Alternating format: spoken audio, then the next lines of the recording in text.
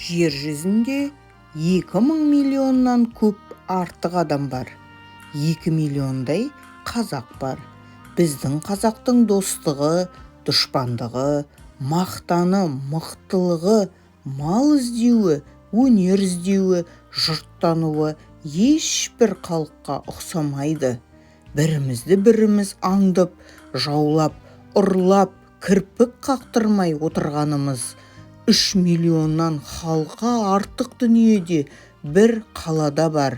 Дүниенің бас аяғын 3 айналып көрген кісі толып жатыр. Өстіп, жер жүзіндегі жұрттың қоры болып, бірімізді біріміз аңдып өтеміз бе?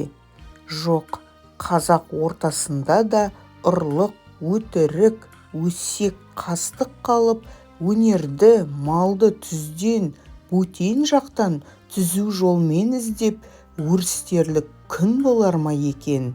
Әй, не болсын, 100 қараға 200 кісі сұғын қадап жүр ғой, бірін бірі құртпай, құрымай тыныш таба ма?